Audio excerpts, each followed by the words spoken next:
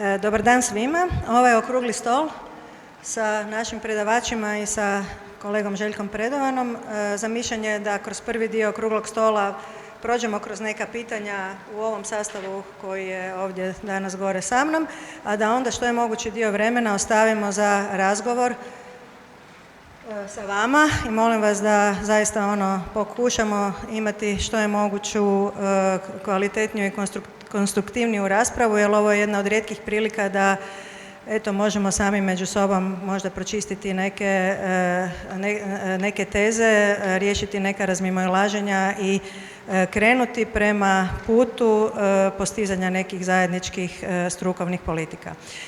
Evo, krenut ćemo znači sa razgovorom, pa ja ću malo se pomoći sa natuknicama koje sam napravila, jer mi je važno, znate kakvo pitanje, takav je odgovor. Pa evo, počet ćemo od kolegice Sandre. Sandra, ti si autorica jednog pojma koji je postao poznat, neću reći planetarno, ali u okvirima naše Hrvatske svakako, a to je pojam koji je danas bio spomenut u izlaganjima, a to je uplanjivanje. Znači, sa svime što taj pojam nosi, planeri se susreću svakodnevno i pokušavaju pomiriti s jedne strane često legitimne želje nositelja izrade, namjerno izbjegavam riječi investitor, za realizacijom neke konkretne investicije koja ruku na srce može biti legitimna i opravdana i s druge strane pomiriti takvu želju i takvu inicijativu sa nekim, da ne kažem, osnovnim često i elementarnim načelima planerske struke. Međutim, svi se možemo složiti oko toga da je takav pristup naopak. Planer se često svodi samo na tehničkog crtača, investitora, projektanta i nositelja izrade i od njega se očekuje u stvari da bez previše propitkivanja izmijeni neki postojeći prostorni plan kako bi se omogućila konkretna i željena realizacija projekta. Svakodnevne su znači situacije kada se tako neki projekt uplanjuje, pri čemu ne da se mijenja samo neki UPU, odnosno neki provedbeni plan niže razine, nego takva izmjena često povlači za sobom i potrebu izmjene i prostornog plana uređenja neke općine ili grada, a Boga mi nisu rijetki slučajevi niti kada je zbog nekog projekta potrebno izmijeniti čak i prostorni plan županije. Nadovezujemo se na prethodna izlaganja gdje smo konstatirali da su u našem postojećem sustavu de facto i de jure svi prostorni planovi provedbeni, pa tako imamo situaciju recimo da neki određeni prostorni planovi županija propisuju čak i visine do kojih je moguće graditi, na primjer, vinski podrum. Pa ako se dogodi konkretna lokacija nekog zahtjevnijeg terena, onda se vidi da 7,5 metara propisanih u nekom prostornom planu županije definitivno nije dovoljno za izgradnju vinskog podruma i šta se onda dešava? Ono što sam prethodno navela. Znači, ne bi li se zapravo svi projekti, to jest investicije, trebali uklopiti u pravila koja je plan postavio. Ne govorim možda, sasvim sigurno ne govorimo o ovim današnjim planovima, nego o onim planovima koje želimo da jednog dana budu uklopljeni u našu zakonsku regulativu. Koji bi, Sandra, po tebi bio pravi put i postoji li neko konkretno rješenje da eliminiramo pojam uplanjivanje u onom lošem smislu te riječi kakav nažalost često je prisutan? Pa evo, nekako nije mi ovo na neku hvalu ovaj pojam uplanjivanja, nisam čak sigurna ni da je samo moj, ali on je došao u nekom trenutku očaja.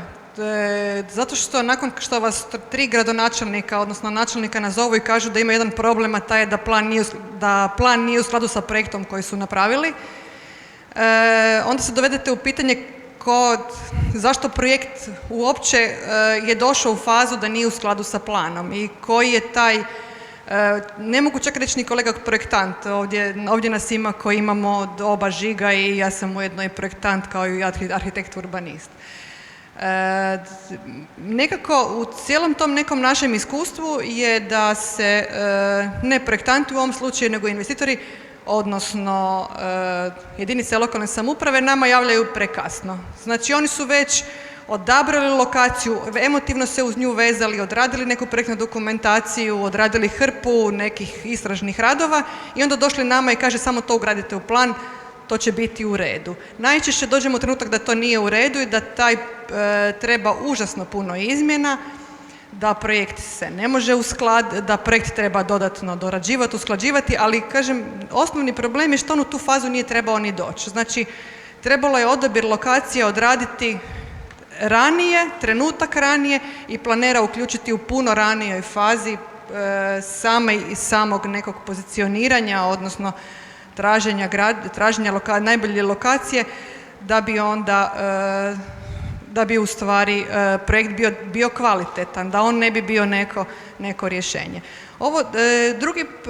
Drugi problem koji se javlja, znači je ovo iz strateškog, što je bilo na mojoj prezentaciji. Ako se sad odvrtite malo one slajdove koje sam ja vrtila, evo recimo primjerice kaznionice u Glini. Sad ako država u jednom trenutku odluči da se ona mora proširiti, ukinuti, izmjestiti na novu lokaciju, a planirana je državnim planom, znači oni će promijeniti državni plan u ovom sad sustavu današnjem, državni, županijski, općinski, UPU koji je tamo na snazi 4 plana za jednu kaznionicu koja je postojeća. A da bi recimo promijenili na primjer visinu, stvarno sad ću banalizirati, katnost, evo. Ili izgrađenost, ako se kod kaznionice uopće izgrađenost može tako banalno računati. Ono što bi mi nekako htjeli reći da možda za neke, da sigurno postoje projekti koji mogu doživjeti neku brzu izmjenu plana i da ne znači, i plan je živi dokument, mi stalno govorimo o planiranju, a ne o izradi plana, znači da je plan živi dokument i da se on može mijenjati, ali u jednom možda bržem procesu, bržem postupku, ali u svakom slučaju uz neku malo koordiniraniju izradu u samom početku bez ovog emotivnog vezanja uz pojedinu lokaciju. Da, i uz vjerojatno uređeniji sustav, odnosno gradaciju prostornih planova koji bi podjelom na strateške i provedbene i spuštanjem na tu razinu, kvalitetniju razinu provedbenog planiranja sasvim sigurno mogli biti u stanju se kroz plan propisati takvi uvjeti da onda bi se zaista projekti iz takve vrste planova detaljnijih, provjerenih, iskomuniciranih sa javnošću, što je veliki problem u svakodnevnoj praksi, ne bi bilo zapravo niti za takvim uplanjivanjem više potrebe. Nikša, ti si upravo u svojoj prezentaciji ukazao na problem urbanističkih planova koji nisu u dostatnoj mjeri određujući, odnosno normirani. Predložio si i nekoliko vrsta takvih urbanističkih planova. Znači, očigledno nam nedostaje takva vrsta planova koji bi nedvojbeno osiguravali red u prostoru, spominjao si konkretno urbanu kompoziciju, a sve dok znači u našim planovima sva rješenja ostaju na ovim zonama, velikoj žutoj, maloj crvenoj i tako zelenima i ostalim bojankama, znači neće biti moguće dobiti tako kvalitetno rješenje i uređenje nekog prostora. Znači, isto tako provedba tih planova koji su zonski prikazani ne može biti moguća jer ona zahtijeva zapravo rješavanje pitanja parcelacije, a tu se odmah nadovezuje i pitanje komasacije koja kao instrument gotovo da ne postoji osim za prometnice. S druge strane imamo i situaciju da provedivost nekog plana danas olakšava njegova fleksibilnost. I planeri, imamo situaciju da su planeri zapravo često stavljeni između tog zahtjeva za provedivošću u svim mogućim scenarijima, straha da se planeri ne proglase onima koji blokiraju neke investicije i želje zapravo da bi se te investicije realizirale, to sve s jedne strane, a s druge strane je i naš planerski stručni integritet. Također, trenutno nama sustav ne pomaže i mi kao planeri smo često zapravo na prvoj crti obrane prostora kojeg branimo pred zahtjevima onih koji nas plaćaju. Dakle, bilo da su to općine ili gradovi, bilo da su privatni investitori kada su u pitanju urbanistički planovi uređenja. Nikša, Ne bi li nam sustav zapravo tu trebao pomoći i odraditi, definirati te naše uloge i doprinijeti da se dođe do rješenja koja su u prvom redu dobra za prostor? Puno je tu pitanja, pa idemo probati prvo nekakvim redom. Što se tiče odgovornosti za prostor, činjenica je da mi kontinuirano pokušavamo zapravo artikulirati. Nekad mi se čini da smo jedini koji se brinu zapravo za zaštitu javnih interesa u prostoru. Ono što ja često ponavljam, često se čuje da su planovi se izrađuju, planovi se mijenjaju zbog privatnih interesa. I ono što ja uvijek ponavljam, privatni interes je legitimni interes u prostornom planiranju. Dakle, to nije nikakav nelegitimni interes. Prostorni planovi stvaraju opći okvir ponašanja u prostoru u kojemu vi morate riješiti svoje stambeno pitanje i svoju nekakvu investiciju ako ste poduzetnik i nismo mi protiv investitora. Ono što mi danas imamo kao problem je činjenica, odnosno odgovor na pitanje ko artikulira i ko se brine o javnom interesu. Ja se bojim da to zapravo javna uprava više ne radi i zapravo se mi na neki način ostajemo kao nekakvi jedini borci za taj javni interes, a onda u jednom trenutku odustanete. Ja imam jednu rečenicu koju sam do sada nekoliko puta izgovorio kad su me primoravali da ucrtam neka rješenja sa kojima se nisam slagao, pa šta ti je problem to ucrtati? Pa nije mi nikakav problem. Ja ću to ucrtati, to su mi 3 ili 15 klikova mišem i ja se nikad ne moram vratiti u ovaj prostor. U ovom prostoru ćete vi živjeti, ja vas upozoravam da taj prostor neće biti dobar. Ovo na što sam pokušao ukazati u ovoj prezentaciji, kažem, kad govorimo o sustavu, jasno, i zakon ne definira samo prostorno planiranje, nego prostorno uređenje, pri čemu je prostorno planiranje samo jedan dio prostornog uređenja i naravno da se mi nećemo u konačnici baviti provedbom komasacije. Dakle, to je nekakav mehanizam koji nam je potreban da bi uopće ono što mi radimo imalo smisla. Ali vrlo često se pitam ovo što crtamo sada u sadržajima u kojima crtamo, zapravo se počnete pitati koliko to ima smisla. Ja, evo, reći ću primjer iz svojeg susjedstva u Zagrebu, gdje je doslovno, znači, centar gradske četvrti ima prije nekih 8 godina je usvojen famozni UPU gradske četvrti. Kad sam ja isto tako, koliko sam mogao pročitati, sudjelovao na javnoj raspravi, i kad je zapravo tu bila planirana mješovita namjena, ne znam, M1 ili 2 sa nekakvim kigom, kisom i tako dalje, u načelu prolazno. Kad je došao prvi bager i kad se počelo raditi, onda u centru gradske četvrti imate benzinsku stanicu, autopraonicu i trgovački centar. Onda se 300 metara dalje počne opet novo gradilište, susjedi pitaju šta se tu gradi. M1, nekakva stambena zgrada. Kakva zgrada? Pa stambena. Koliko katova? Ne znam. Koliko zgrada? 1 ili 3? Nemam pojma. Koliko visoka? Ne znam. Ja ništa ne vidim iščitati iz tih planova. Pitam se uopće koliko smo mi iskreni, koliko smo zapravo odgovorni, a koliko smo sukrivci u ovom sustavu kada ovakve planove koji ne definiraju gotovo ništa dajemo na javnu raspravu, a vrlo često ono što sam rekao tamo se zapravo iza takvih konkretnih naših planskih rješenja stoje već gotovi projekti koji ne idu na javnu raspravu. Ja sam sinoć počeo čitati malo sustav austrijskog planiranja, nisam ga stigao pročitati do kraja, ali jedna stvar koju sam zapazio, oni zapravo i na razini prostornih planova i na razini provedbenih planova imaju mehanizam izmjene prema projektima. I to je sasvim legitiman mehanizam gdje čak ubrzavaju postupak provjere. Ali je taj postupak provjere, koliko mi se činilo, iskreniji nego što je ovaj naš. I ugrađen kao mogućnost u regulativu. A kod nas sve do tada ili do nekih drugih izmjena regulative o kojima je bila riječ u ovom bloku, očigledno ćemo imati ovako stanje. Još jedan primjer kojeg sam se sad ja sjetila slušajući tebe, koliko zapravo mi, nije da se amnestiramo, mi zaista, barem evo počet ću od sebe osobno, nije problem sagledati i naše, odnosno postupke i pogledati samu sebe, ali često smo zapravo stjerani u kut i sa odredbama planova višeg reda koje, kao što znate, moramo poštivati, koji je recimo jedan od njih rekao da se na području središnjeg naselja mora zadovoljiti minimalno 5% zelenih površina, s čim se apsolutno mogu složiti, dapače, mogao bi taj postotak biti i veći. Ali što kada općina ili država nema u svom vlasništvu niti jednu jedincu parcelu u svom vlasništvu na području cijelog tog naselja? Kako onda planer može zadovoljiti taj kriterij koji mu je zadan? Općina kao nositelj izrade plana naravno ne zna rješenje. Ono je ugrađeno u prostorni plan županije.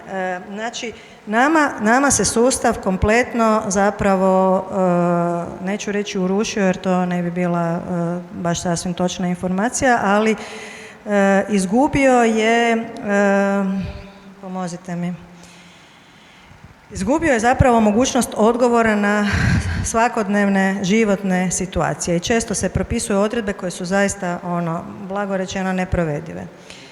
Da, dapače. Se mogu samo nadovezati na ovaj problem zapravo županijskih planova lokalne razine. Mi imamo u planiranju, ja ih onako da banaliziramo, imamo planiranje grafikom, znači crtanje, i imamo planiranje Excelicom, znači propisujemo nekakve kriterije. Tamo gdje bi planiranje trebalo ostati na razini Excelice, a to je zapravo županijski prostorni plan koji bi trebao davati nekakve osnovne smjernice i kriterije, mi imamo problem ucrtavanja. Znači nama županijski prostorni plan ucrtava građevinska područja. To je apsolutno pogrešno, jer onda jedna mala izmjena jedne čestice na projektnoj razini traži ne samo izmjenu plana lokalne razine, nego i plana županijske razine. A s druge strane, na provedbenoj razini, gdje bi se, kao što sam rekao i u svom izlaganju, trebala provjeravati urbana kompozicija, mi tu urbanu kompoziciju ne provjeravamo, ne prikazujemo niti česticu, nego smo se, znači umjesto da na toj razini crtamo, mi smo se u toj razini zadovoljili sa Excelicama. Pa onda propisujemo KIG, KIS, KIG nadzemni i tako dalje. Znači imamo potpuno obrnute, potpuno pogrešne primjene planskih alata. U jednom planu više razine previše toga crtamo i previše toga propisujemo i onda dolazimo do ovakvih problema da nam projekti padaju zbog neusklađenosti sa 3 razine planova, a s druge strane tamo gdje bismo trebali inzistirati na nekakvim jasnim planskim odrednicama smo se kapitulirali pod time da je to sve jako teško za provesti u našoj situaciji, pa idemo bojati bojanke. Ja se ispričavam što karikiram, ali tako nam je lakše shvatiti. Sad se prirodno nadovezujemo na Ivana i na moje pitanje Ivanu. Znači, vratimo se na pitanja načela i vrijednosti u prostornom planiranju i u graditeljstvu. I kako doći zapravo do tih načela najkraćim mogućim putem i kako postići ono što je nužno neophodno, a to je neki strukovni konsenzus oko toga. Da, to meni najteže pitanje. Načela, vrijednosti, misija, vizija, cilj, to su sve teme koje poznajemo i one se provlače kroz međusektorske razne i studije i prezentacije i svi znamo i svi ih uvijek na neki način u nekom promišljanju početne ideje imamo. Da bi došli do načela, nužno je raditi ovo što smo danas počeli, a to je razgovarati. Otvarati teme, otvarati pitanja, ne na način da samo prezentiramo problem i onda o tome na dugo i na široko kukamo, nego da pokušamo dolaziti do rješenja.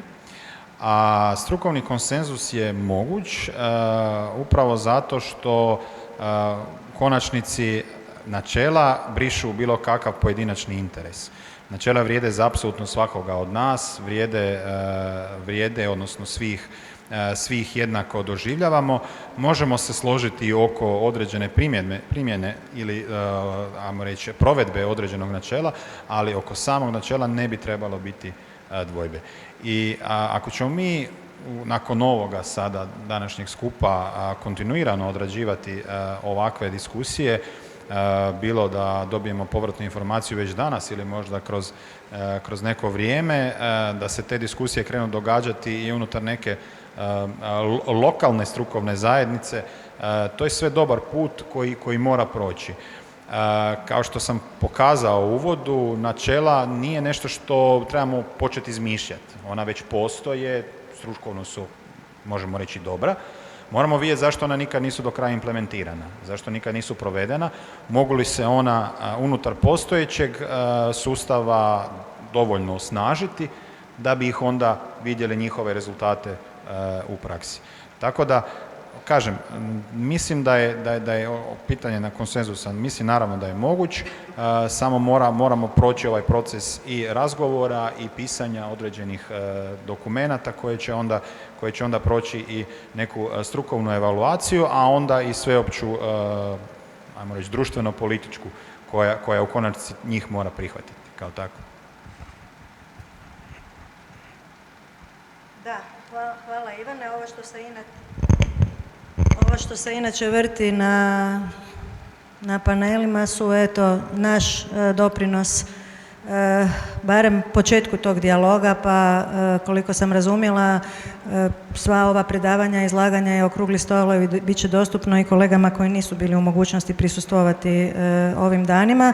Pa kad to bude spremno, treba ostaviti dovoljno vremena još nakon toga, nakon uvida u ovaj materijal, kažem i našim drugim kolegama, i onda ostaviti jedan primjereni rok da zaista pokušamo skupiti što je moguće više vaših mišljenja, primjedbi, sugestija, kako bi ovaj proces zapravo među strukovne komunikacije okončali i krenuli sa tim i prema van. I na posljedku moje zadnje pitanje sudioniku okruglog stola, kolegi Željku Predovanu, je sljedeće. Znači, Željko, ti si jedan od rijetkih arhitekata koji imaju iskustvo i u provedbi. Radio si, znači, na izdavanju dozvola za gradnju, a potom si, i to čak koliko znam 10 godina, a potom si se nastavio intenzivno baviti, znači, i projektantskim i planerskim poslom. Moje pitanje tebi je upravo na temu provedbe, koja moram priznati da mnogim kolegama fali, je da li su nekad referenti preuzimali više stručne odgovornosti kod, pod navodnike, čitanja naših prostornih planova.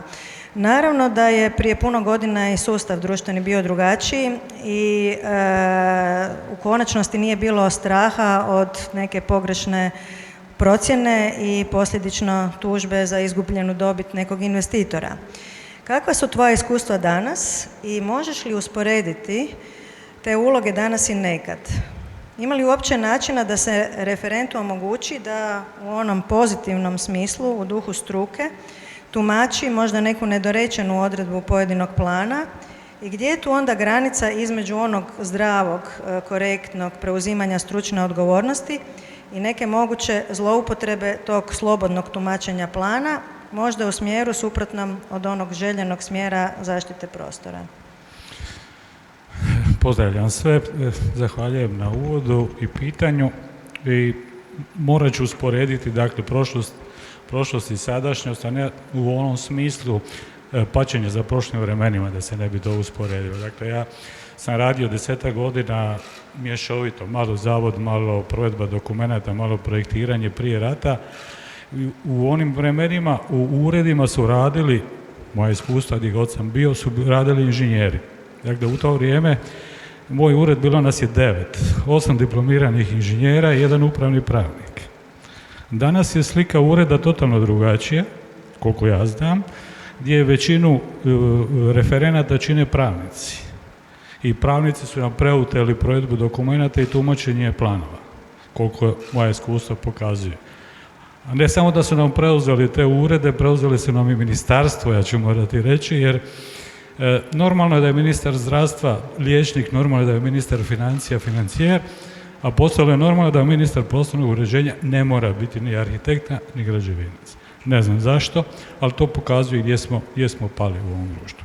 U onim vremenima imao smo provedbene planove za skoro sva područja i ja ću reći bilo je jednostavnija provedba dokumenata.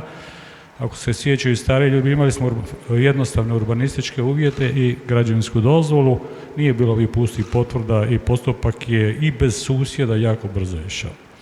Sad smo zakomplicirali stvar do besvijesti i prostorne planove, odnosno provedbene odredbe provedbenih planova, neko je spomenuo zakon koliko je narastao sa članaka, 70 na 300, tako se nam uglavnom i provedbene odredbe svih planova koje radimo isto tako sa 30, 40, 50 članaka završili na 350, 400 članaka, tako da nekad i ja za urbanistički plan koji sam radio, kad zatražem je tumačenje da li se na nekoj parceli može graditi, moram izgubiti pola sata da budem siguran u odgovor koji je. Zašto? Jer imamo one opće uvjete, pa posebne uvjete, pa onda još posebnije uvjete na koje nas tjeraju što jedinice lokalne samouprave, što politika je takva, daj ovo, da može još ovo, da još može ovo, tako da stvarno je provedba postala izuzetno teška. Druga stvar je i sama projektna dokumentacija, s obzirom da želite pokrenuti inicijativu izmjene, dakle i tog dijela, ja mislim da bi taj dio trebalo izmijeniti. Je li nužno? Je li stvarno nužno nositi onolike pakete arhitektonskog projekta vode odvodnje, strojarskih instalacija, elektroinstalacija, konstrukcije, referentu koji uopće nije niti ovlašteni inženjer. Dakle, šta se događa? Dakle, vi mu to donesete, on to niti ne otvori, ako otvori arhitekturu, što je i normalno, jer jedino u arhitekturu može i pogledati je li to u skladu sa urbanističkim planom ili prostornim planom, a drugu dokumentaciju niti ne otvara. Tako da mislim da bi tu trebalo razmisliti o tome je li to nužno u postupku same izdavanja građevinske dozvole da se to brdo te dokumentacije donosi u ured i odnosi iz ureda. Šta još, spomenuli ste komasaciju, dakle bez komasacije nema urbanizma. Eto, ja se mogu pohvaliti da je moja firma 1995. godine napravila jednu urbanu komasaciju u naselju Zaton kraj Zadra bez zakona o komasaciji. Ja ću reći to sigurno pukom srećom i velikim razumijevanjem mještana toga kojima su imali zajednički interes da mogu graditi, a nisu mogli graditi. I tamo je jedno krasno naselje niklo i na tom stvarno mi trebamo inzistirati i vratiti to u zakonodavstvo i natjerati čelnike, odnosno načelnike općina i gradonačelnike da se bave, oni prvi ne žele to raditi, jer oni ne žele ništa raditi. Dakle, mi crtamo nekakve ceste u prostornim planovima koje isto tako ne žele provoditi jer je to njima problem jer se ne žele zamjerati, jer upravo su izbori u 5. mjesecu sada, pa gdje ćeš sad ići nekom oduzeti nekakvu zemlju za neku cestu, ali mu moraš omogućiti da gradi. Mislim, to je nešto u što smo mi upali u paradoksalnu situaciju. Hvala Željko i hvala ostalim kolegama. Eto, s ovim bi zaključila ovaj dio okruglog stola, našeg međusobnog razgovora i dijaloga. Nadam se da smo možda još dodatno neke teme pojačali iz ovih prethodnih prezentacija, a sada bih vas molila, eto, ako ima pitanja, nadam se da ima, tu je bilo dosta materijala i kroz ove teze koje su se vrtile dok smo mi razgovarali, da, evo, uzmete učešće i postavite eventualno neko pitanje, primjedbu, komentar, sugestiju. Sigurna sam da pitanja ima. Tu smo svi svoji, tako, među sobom, da stvarno ne bi trebalo biti problema da porazgovaramo. U dobrobiti zaista naše struke. Bez razgovora nema dalje. Ne može ovu stvar iznijeti ni 3, ni 4, ni 10 ljudi. Tu je potrebno uključenje što je moguće većeg broja nas koji radimo i u privatnim uredima i u uredima gradova, općina. Dakle, ima nas zaista na svim nivoima i u svim strukturama i sasvim sam sigurna da po ovim pitanjima i temama i prijedlozima i sugestijama imate nešto kvalitetno za reći. Pa evo, molim vas da se uključite.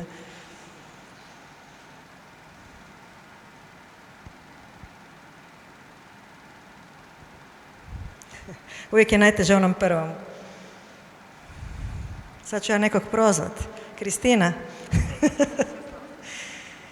Kao mlada, kako se to kaže, diplomantica, kako se kaže to? Na arhitektonskom fakultetu sasvim sam sigurna da nam imaš nešto za sugerirati, reći, predložiti, kritizirati uglavnom pomozi nam da otvorimo ovu diskusiju i oprosti što sam zloupotrebila naše prijateljstvo da baš tebe pozovem. Kristina Perkov, Arhitektonski fakultet. Kako sad? Kako sad ona dobiva mikrofon? Nismo predvidjeli razgovor. Kako? Moraš biti glasna, Kristina, oprosti.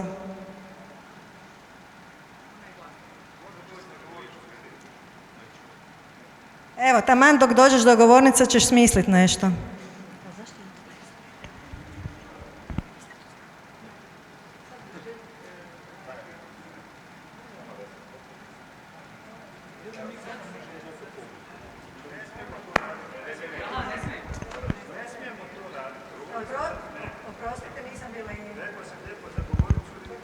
U redu, ispričavam se. Kristina, molim te.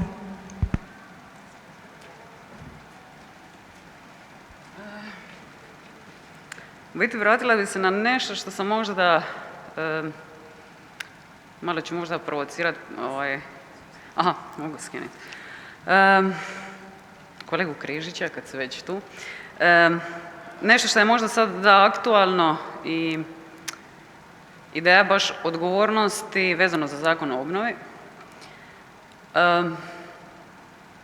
U kojem trenutku, znači svi smo svjesni da je taj zakon i dalje loš, mislim ja ću možda biti onako iz situacije analize tog zakona od samih početaka i uključenosti i angažmana jedne količine ljudi na komentiranje i samog procesa, to je izrade i naše struke koja se našla u tom trenutku.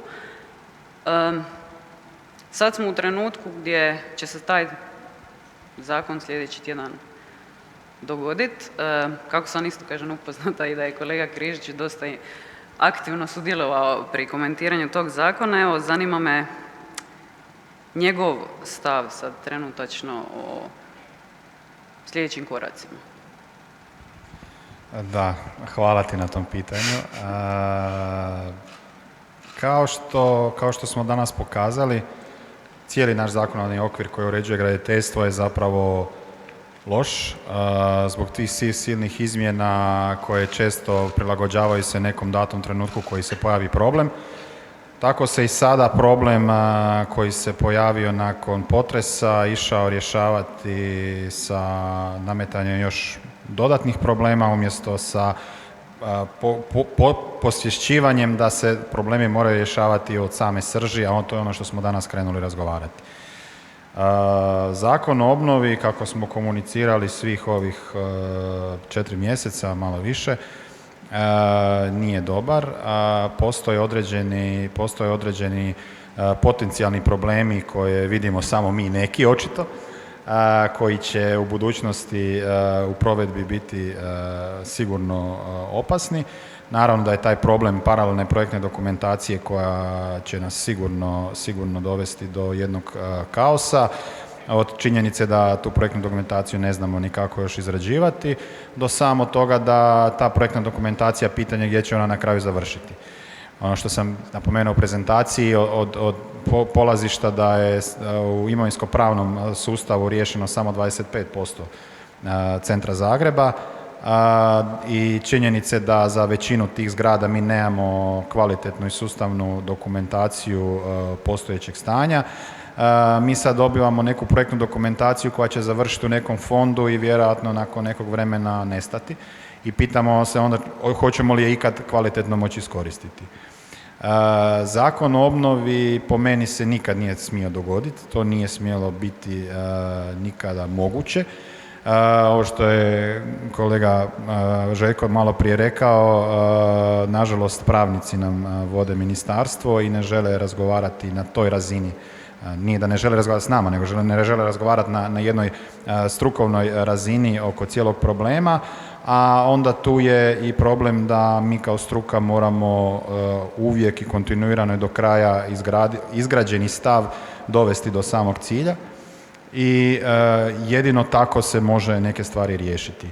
Ja osobno ne vjerujem da je ovaj zakon popravljiv i da će u bilo kojoj nekoj budućoj izmjeni on se moći popraviti. moće se neke stvari korigirati, ali to nije smio biti smisao ovog zakona.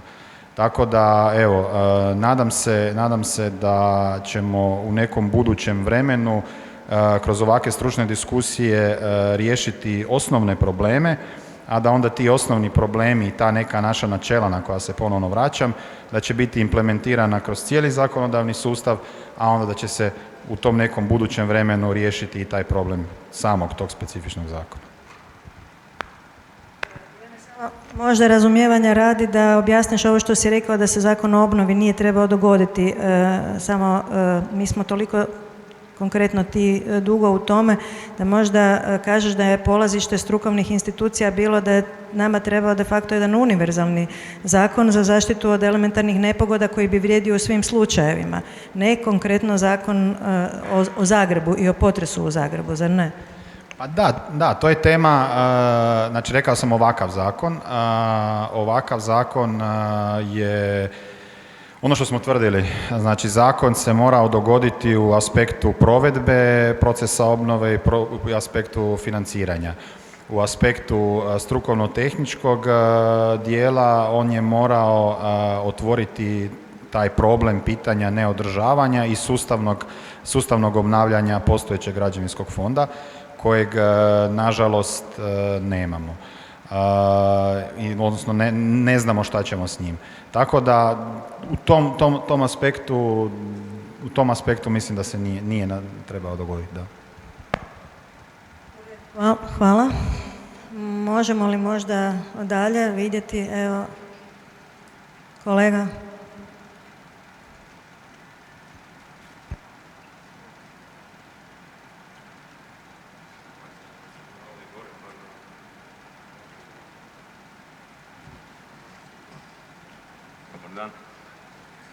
Svima. Ja sam Krešimir Crnković, arhitekt 20 godina, ko me ne pozna. Ko me pozna, evo, da ovaj uvod nije trebao, sad nemam zapravo pitanje, nego bih htio nekakvu impresiju svoju i stres ovih 20 godina rada, gdje sam imao privilegiju i sa nekim od ovdje prisutnih raditi na stvaranju nekih vrlo vidljivih projekata kako na obali, tako i na kontinentu u glavnom gradu, a puno još više na puno nevidljivih stvari koje ovako su, koje su dnevna problematika i na križanju su prostornog planiranja i dozvola. O samom prostornom planiranju ne mogu zapravo puno reći, osim onom dijelu s kojim se susrećem svakodnevnom radu ili povremeno, a to je zapravo procedura dozvole i onaj dio malih prostornih planova s kojim se mi kao projektanti susrećemo. Što se tiče planiranja, dakle, sigurno da su promjene potrebne, jer mislim da nema napretka i nećemo nikakvu kvalitetu. Danas je puno zapravo bilo govora o formiranju ambijenata, habitata i tako, a sve što mi imamo na raspolaganju je H-pola urbanizam. Zapravo to je ono što nas svih muči, H-pola urbanizam. Znači, za početak koji ubija svaku suvislu ili svaku nekakvu nadogradnju na kreaciju, a pravi problem vidim općenito, dakle, u regulativi, u sustavu građevinske dozvole i kako do tog dolazi. Tu bi možda, evo, probao izazvati malo, ne znam, da razmišljanje potaknut.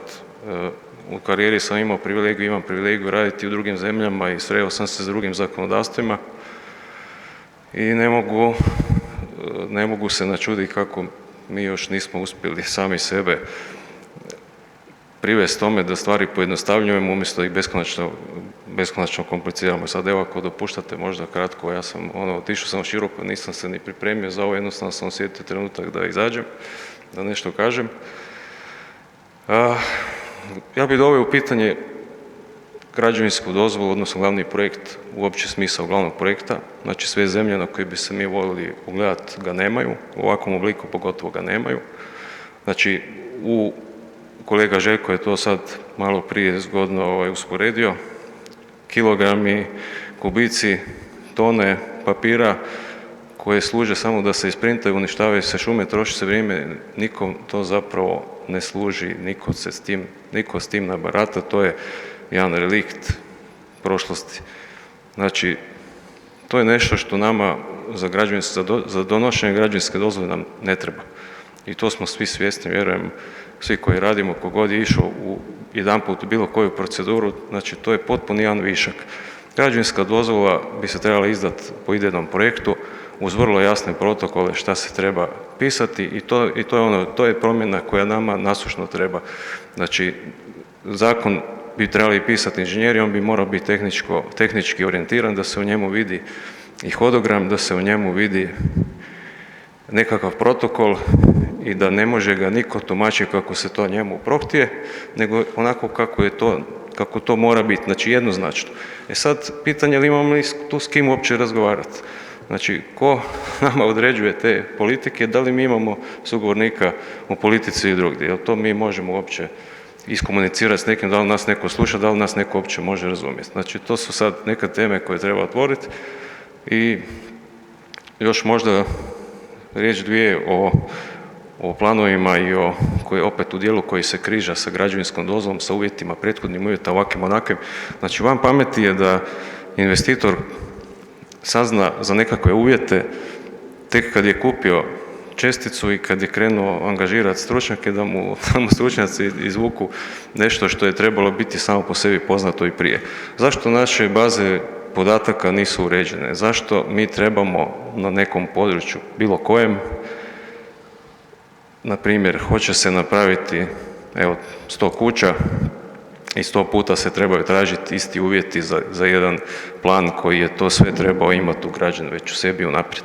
Znači, to je ono potpuni dezorganizacija, ne znam, ja mislim da tu ni kolege koji izrađuju planove bi se mogli složiti sa mnom. Zašto recimo na katastar, znači na Državnu geodetsku upravu, po mojoj impresiji jedinu tu instituciju u našoj cijeloj branši koja je donekle se dovela u red i koja ima uredne baze podataka, zašto se na nju ne bi nadogradili svi ostali provajderi, svi drugi koji sudjeluju, koji daju te nekakve uvjete priključenja i zašto bi svaki postupak za dozvolu počinjao sa tim mukotrpnim ubijanjem u pojam dajte uvjet pa dajte potvrdu. Ma nema toga, ljudi. To treba staviti u prostorni plan, odnosno u detaljni plan, znači da se taj uvjet dobije jednim klikom miša i da se to sve odmah vidi i da se to vidi prije nego što se krene u postupak. To treba tako biti. A zašto se tu informacije uskraćuju? To je onako, trebali bi razmisliti o tome svi skupa. Ko tu, koga kokošari, šta se tu zapravo događa, kome to služi. Znači, to napretku ne služi. Znači, mi bi trebali imati to sve prokrvljeno i informacije bi trebale teći. Znači, svi mi raspolažemo, znači sve službe, svaki pojedinac, evo i mi imamo bazu nekih podataka i uvjeta, planova koje smo stekli i iskopali tijekom rada, znači radili smo na puno različitih lokacija u Hrvatskoj. Svugdje te zapravo informacije postoje, svako to ima. Zašto one nisu ugrađene na izvor, nego se skupljaju negdje putem i opetovano se skupljaju, znači u istoj ulici vi tražite za 3 kuće, 3 puta cijela procedura koja je potpuno suvišna. Znači, to je takav gubitak vremena i novaca da to se jednostavno ne da opisati. Kako se može pojeftiniti, skratiti dozvolu, jednostavno da se stvari naprave i da se rješavaju na samom početku i da mi to imamo informaciju odmah, a ne da moramo mukotrpno do nje dolaziti, a da ne pričam o obradi tih predmeta i tako dalje. Ja sam sad proširio malo, nemojte zamjeriti. Hvala kolega, da. Mislim da ste shvatili otprilike na šta cilj. To je više bilo ovako jedno jadanje, ali evo mi bi na jedan dio tog jadanja možda mogli dati odgovor. Naime, nije baš tako da mi pričamo i plaćamo i ništa ne radimo. Nas se ipak kao predstavnike struke zove u radne skupine formirane za izradu nove generacije planova, za izradu novih podzakonskih akata i slično. I nije da se na tim radnim skupinama ne radi. Dapače, radi se vrlo intenzivno. Pitanje je samo koliko od onoga za što se mi zalažemo se čuje, odnosno prepozna, odnosno prihvati. Pa evo, iskoristila bi priliku da jednu od takvih članica radnih skupina, kolegicu Sandru, pitam kako je išao zapravo rad jedne od tih radnih skupina u kojoj si još uvijek formalno uključena i možeš li odgovoriti na dio ovog postavljenog problema, pogotovo što se tiče katastra? Evo, ja bi samo, prvo bi utješila kolegu oko ove provedbe planova, to je nešto i Željko spomenuo, mi koji radimo i prostorno i imamo ta 2 žiga od, ne znam je li nam to minus ili plus, znači i mi se dovedemo u poziciju, ja sam konkretno bila u poziciji kad sam došla sa svojim planom i svojom dozvolom, a referenticama i s druge strane, ja kažem znam šta piše u planu, ja sam napisala odredbu, ona mi je odgovorila nije bitno što ste napisali, nego kako ja mislim da ste vi napisali. I išli smo sve iz početka, znači pregledavali moje odredbe, moje misli, moj tok misli, ono što ona misli da je bio moj tok misli. Tako da nemojte misliti da je nama lakše. Sad ono, samo što je vaš taj tok misli tuđi, njegov ili ne znam, nikšin. Što se tiče samog izrade, znači same izrade u stvari pravilnika, znači ja sam u povjerenstvu za izradu pravilnika, to je ono što je Nikša spomenuo iz 98. koji nije mijenjan. U međuvremenu je donešen pravilnik za državni plan koji nije izrađen, iako on ima svoj pravilnik po kojem bi trebao biti izrađen i mi smo vam trenutno u jednom sustavu, ne znam je li to bilo možda dovoljno jasno i u mojoj prezentaciji, ali i u drugima, mi smo trenutno između 2 sustava. Znači mi imamo zakon koji ima novi sustav koji je jedna kolegica baš onako dopadljivo rekla da je sustav puzzli, znači svako rješava svoju puzzlu, ali međusobno se samo spajaju, ali se ne preklapaju. To je novi sustav i novi zakon kakav je sada, a drugi sustav je ovaj sustav vertikalne integracije. Znači da su to neki koncentrični krugovi, znači jedan plan je u drugome i onda ovaj prenosi uvjete na niži plan. Nama su svi planovi rađeni u ovom sustavu koncentričnih krugova, a pravimo se da imamo, da su svi provedbeni i da imamo ovaj drugi sustav koji je od 2013. Tako da mi ovih 7 godina u biti radimo između dva sustava. I u cijelom toj sad priči znači nedostaje pravilnik. Na jednom od tih sjednica povjerenstva, mislim, rad u povjerenstvu je vrlo težak, vrlo bolan i više puta sam htjela odustati. Prvenstveno zato što se izrada plana i svaki plan, Nikša je mislim u jednoj prezentaciji svoje lijepo spomenuo, sve više i više se detaljizira i mi sve više i više dobijemo sve više inputa. Ako usporedim sa katastrom, ono što je me Jasminka u stvari pitala, katastar ima 20 i nešto lejera, a mi ćemo ih imati par tisuća. Znači, katastar ima tih 20 i nešto slojeva i po kojima radi, a pravilnik je predvidio znači slojeve sve za svaki plan, sve moguće namjene i sve moguće kombinacije i sve moguće infrastrukture i znači toga sad ima jako puno. Ono što se meni čini i što mene u stvari najviše u cijeloj toj priči boli je da mi govorimo cijelo vrijeme, i to smo spomenuli, o tome kako da neki plan nacrtamo, prikažemo, isprintamo, u zakonu piše da se printa analogni ispis digitalnog plana. Znači, mi cijelo vrijeme govorimo o nekom alatu za koji jako odgovorni voditelj i planer bi trebala u stvari imati čovjeka u uredu koji će to raditi, a ja bi se trebala baviti planiranjem, ali taj cijeli sustav mene to ne potiče. Znači, mene sustav potiče da ja isto naučim koji klik trebam napraviti za šta. I u stvari najgore rečenica koju je kolega spomenuo, zbog toga sam se i rekla Jasminki da mi prebaci taj jedan klik. To me beskreno smeta, taj jedan klik, jer ne možete dati jednake uvjete u Hrvatskoj za kuću u Slavoniji, kuću u Istri, povijesnu jezgru u, ne znam, Oprtlju ili istovremeno riješiti jednu kuću u Gunji koja je poplavljena bila.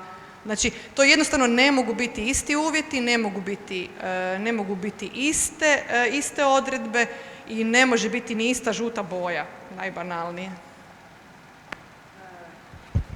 Hvala Sandra, ali možda ja se moram nadovezati još na jedan zgodan detalj, a to je da taj i takav katastar neće i ne može i nije zamišljen da bude podloga u novoj generaciji prostornih planova. Znači, crta se na DOF-u, na digitalnom ortofoto snimku. Mislim da nema potrebe za obrazloženjem, jer ga ne mogu dati. Nemojte me pitati zašto, hoću reći. nastavak samo na ovo. Znači, isto koji kod arhitekture, tako i kod planiranja, Ivan je govorio o obnovi, znači mi stalno govorimo o nekom cjelovitom pristupu.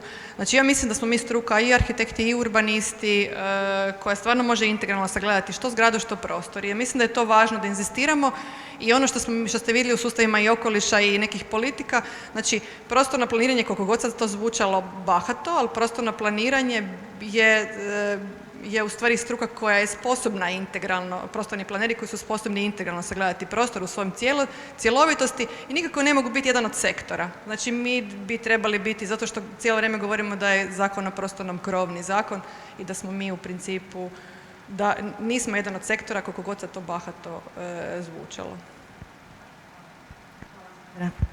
Imamo li još pitanja?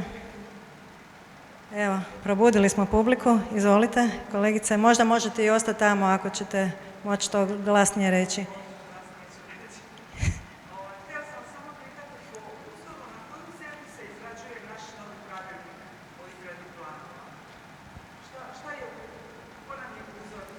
Mi smo jedinstveni, ja mislim, u tom pristupu. Ne, mi smo jedinstveni, takav sustav, koliko sam ja razumjela i shvatila, nema nitko. Ne postoji takav primjer.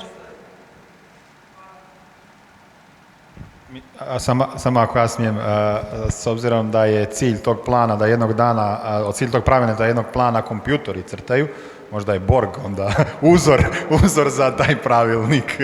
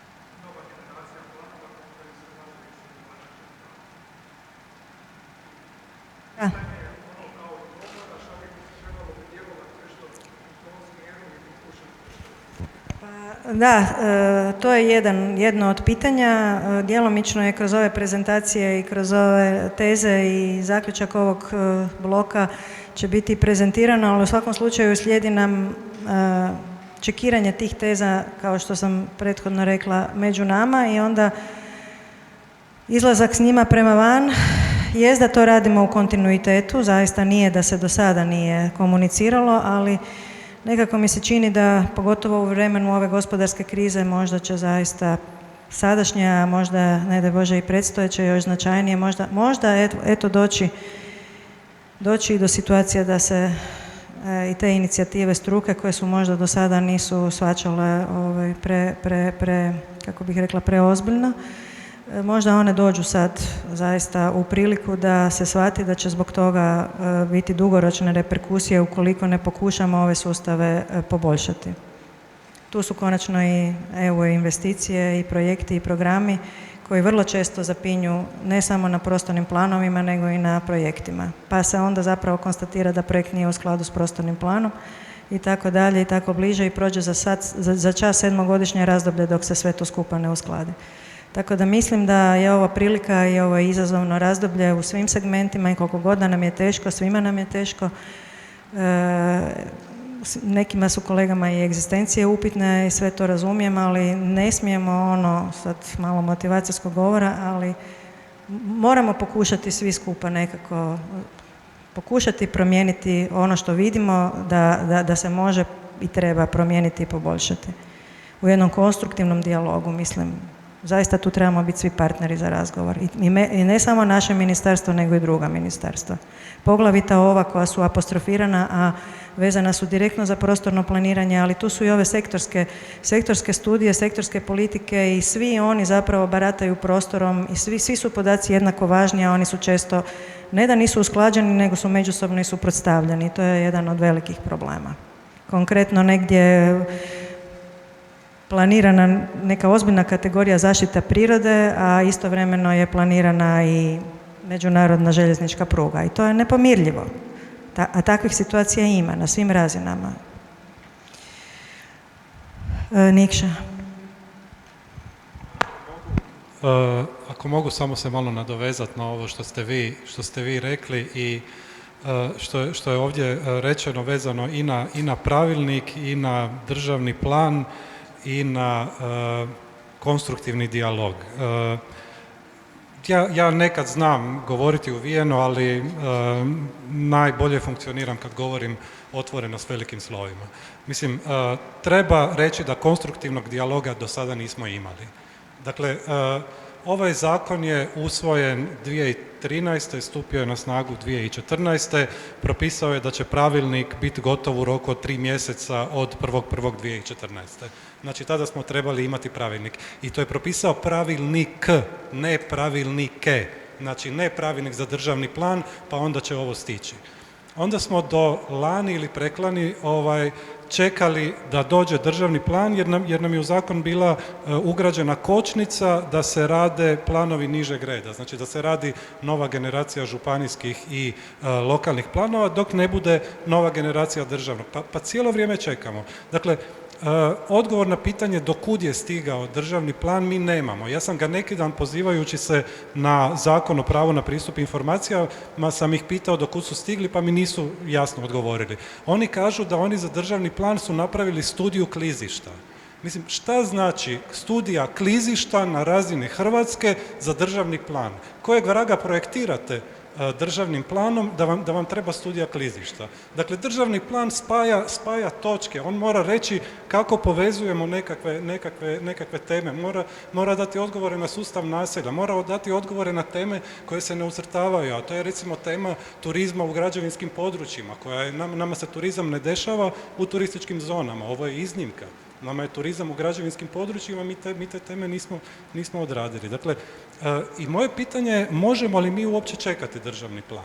Dakle, mi nemamo nikakve naznake javne rasprave, a s druge strane i nikakve naznake kad će to biti dovršeno i ono što ja čujem, moje duboko uvjerenje da se to ovako kako je započeto ne može napraviti. Dakle, to oni ne mogu završiti.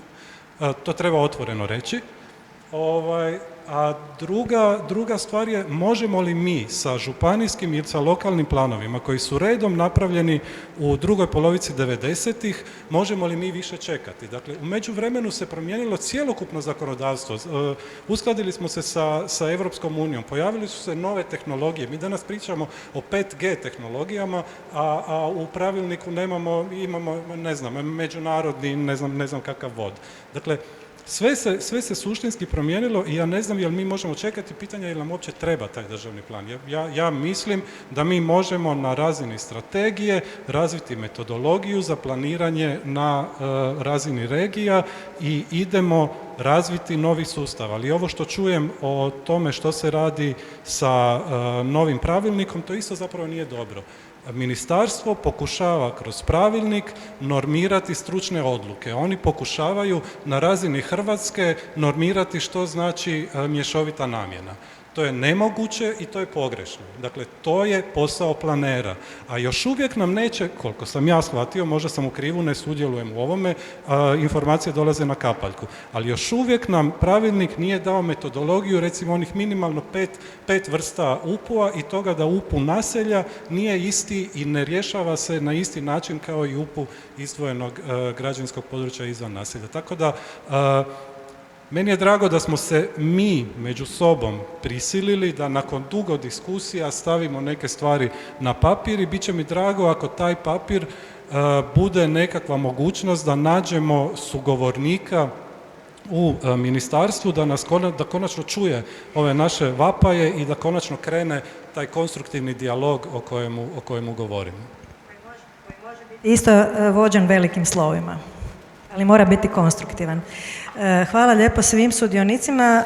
Kako bi se držali rasporeda, osim ako nema baš neko jako brzo, jako kratko, jako važno pitanje, ja bi onda zaključila ovaj razgovor. Recite kolega, ali pokušajte sažeti.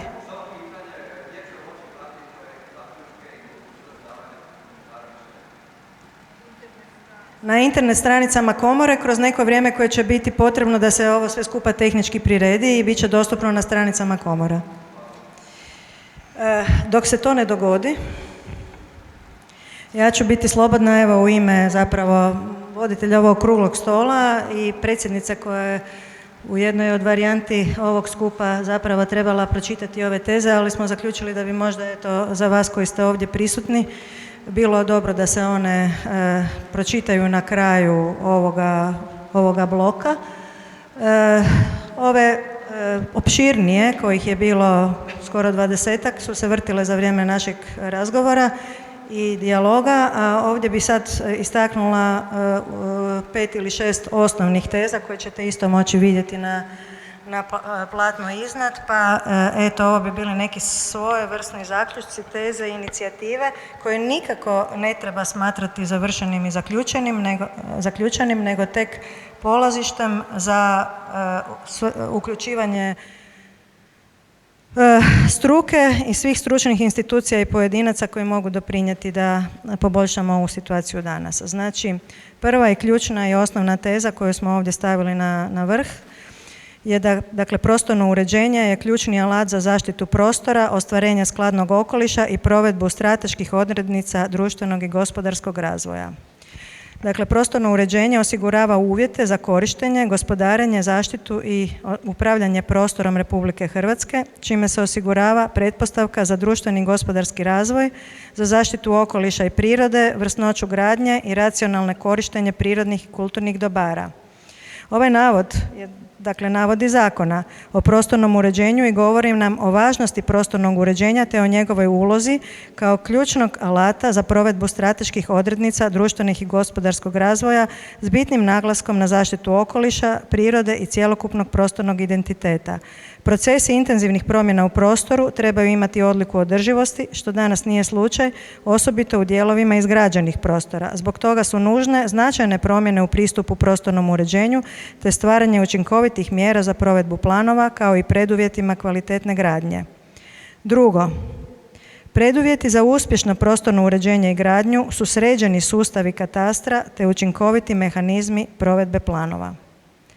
Ključna pretpostavka u uređivanju, odnosno sređivanju odnosa u prostornom uređenju i graditeljstvu je uređenje katastra nekretnina i katastra infrastrukture, prvenstveno za građevinska područja. Nesređeno stanje katastra i zemljišnih knjiga nerijetko je prepreka za planiranje investicija, a sporost njihovog rješavanja usporava realizaciju projekata. Nužni su i učinkoviti mehanizmi za provedbu prostornih planova kao što je urbana komasacija. Treće, važnost međusektorske komunikacijske kulture i odgovornosti za prostorni razvoj. Horizontalna prožetost sa drugim resorima obilježje je sustava prostornog planiranja i graditeljstva. Prihvaćanjem pravnih stečevina Europske unije pojavili su se i novi dionici koji utječu na planiranje prostora kao što su sustavi regionalnog i ruralnog razvoja te sustav okolišnog planiranja. Stvoren je u velikoj mjeri paralelni sustav u kojem dolazi do preklapanja nadležnosti kada je u pitanju prostorni razvoj i korištenje prostora. Potrebno je stvoriti komunikacijsku kulturu i suradnju među svim dionicima, ali i ustrajati na uvažavanju integriteta sustava prostornog planiranja koje mora ostati osnova koja garantira održivi razvoj prostora i njegovu zaštitu kao temeljnog nacionalnog dobra. Četvrto, sustav prostornog planiranja treba revidirati uz povratak stručnim osnovama planerske discipline.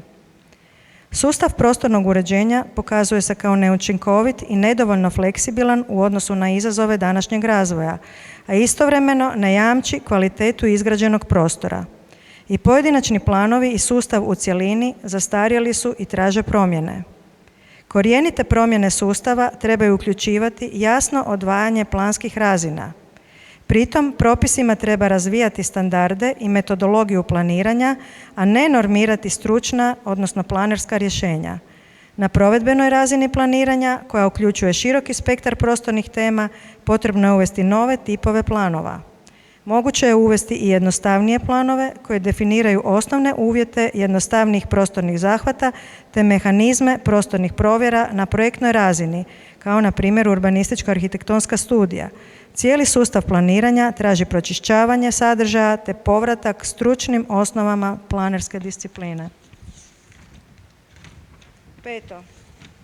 Peto. Gradnja je proces koji počinje planiranjem investicije i projektiranjem, a završava završetkom životnog vijeka građevina. Postojeće zakonodavstvo iz područja graditeljstva gradnju ne promatra kao cjeloviti proces. Naglasak je stavljen na procedure ishođenja akata za gradnju i djelomično proces same gradnje, dok je procese planiranja investicija i idejne faze projektiranja, održavanja, sanacije, produljenja vijeka trajanja građevina, te postupke koje na kraju vijeka građevina gotovo zanemarivao.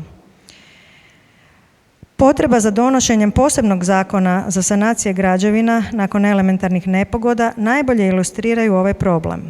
Ukoliko nam je cilj da sustav graditeljstva omogući jednostavnu realizaciju investicija, onda proces gradnje mora biti učinkovit, jasan i nedvosmislen i što je najbitnije racionalan. Taj proces mora biti razrađen od početka planiranja investicije, projektiranja i gradnje do završetka vijeka trajanja građevine. I šesto i posljednje, u procesu gradnje ključan naglasak treba biti na sadržaju, a ne na formi.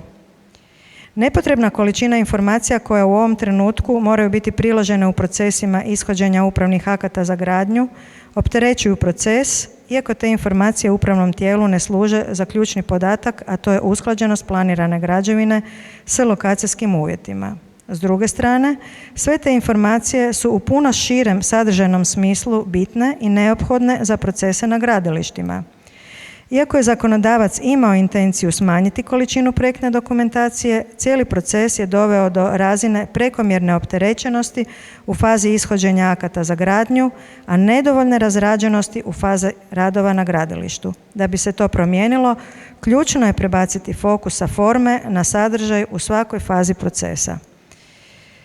Evo, ovim završetkom zaključujem ovaj blok zakonodavstva. Zahvaljujem svima na sudjelovanju, posebice kolegama koji su ovdje bili danas sa mnom. Hvala lijepo.